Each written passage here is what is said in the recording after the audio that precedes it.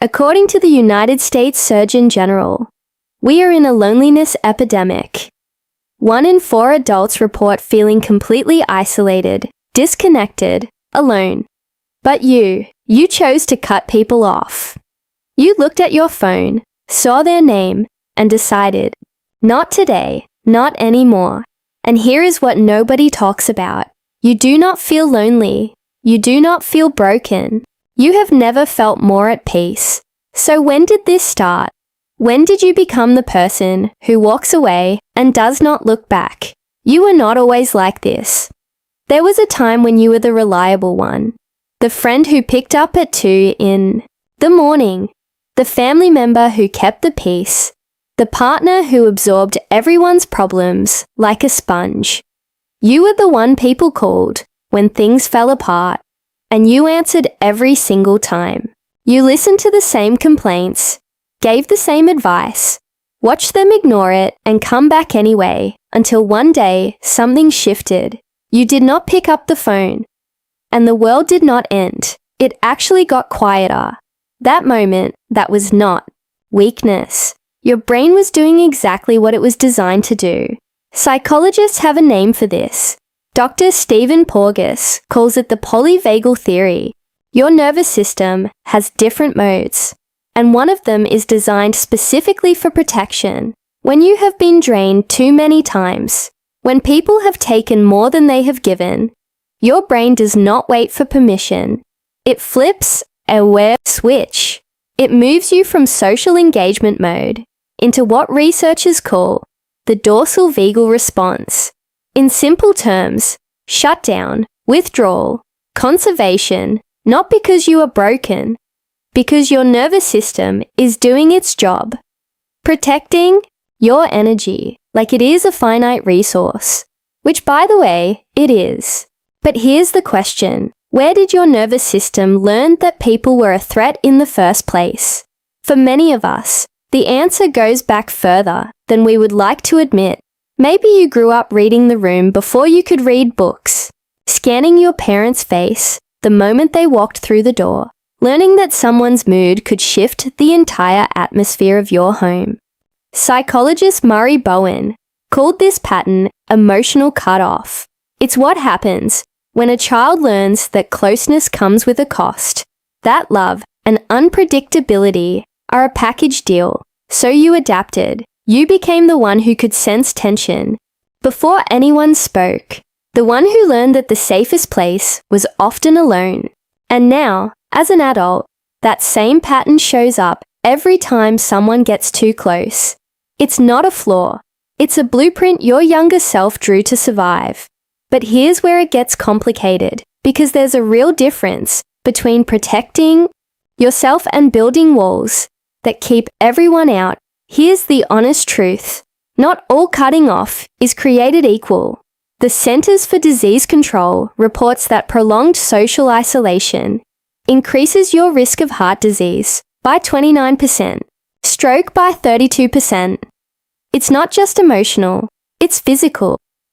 But here's what they don't tell you. Being surrounded by the wrong people can be just as damaging. So how do you know the difference? Walls block everyone. The good, the bad, the uncertain. They are built from fear. Boundaries are selective. They are built from self-awareness. If you cut someone off and felt relief, that's data. If you cut someone off and felt peace, that's not isolation. That is protection. The question is not whether you should let people in, it's which people deserve access to your peace. And chances are, you already know exactly who those people are. You've been watching them for years. Here's something fascinating about people who cut others off. You don't do it randomly. You do it because you have become incredibly good at recognizing patterns. That friend who only calls when they need something, you spotted it by month 2. That family member whose compliments always come with conditions, you learned their rhythm. Years ago, that person who love bombs you then disappears. You saw the cycle before it completed. A 2023 study in Nature Neuroscience found that people who experienced early emotional stress developed heightened activity in their brain's threat detection regions. In other words, your brain got really good at reading people. Researchers at the University of Iowa discovered that the frontal lobe, the part responsible for complex social decisions, works overtime in people with this background. You're not paranoid. You're not too sensitive. You are processing social information at a level most people don't even access. That ability to sense when something is off, that's not a flaw. That's thousands of hours of data, refined into an early warning system. And when that system says, this person will drain you, you've learned to listen.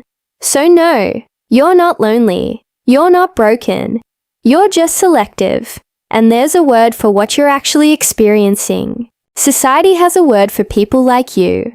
They call you isolated, withdrawn, antisocial. But those words assume something is missing.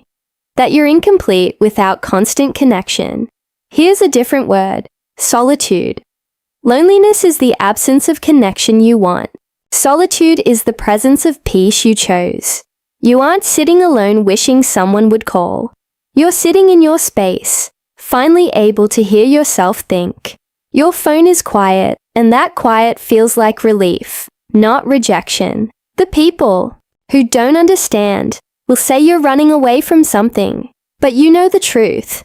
You're not running away. You're running toward something, toward peace, toward clarity, toward a version of yourself that doesn't exist in chaos. That's not isolation. That is sanctuary. And if you're watching this video, wondering if there's something wrong with you, I want you to hear this clearly. There is nothing wrong with you. You are not cold. You are not heartless. You are not incapable of love. You are someone who learned the hard way that not everyone deserves access to your energy. And instead of letting that lesson make you bitter, you made a choice to protect your peace, to guard your energy, to build a life that feels gentle instead of chaotic. That's not weakness. That's one of the quietly fiercest things a person can do. And if you're wondering where you go from here, it's simpler than you think. Harvard's 75-year study on happiness found one thing. It's not about how many people you have in your life. It's about having the right ones. So, if your circle is small, but it's full of people who actually see you, you're not doing it wrong. You're doing it right. If this felt like permission you didn't know you needed, you're not alone. Leave a comment. I read every single one. Protect your peace.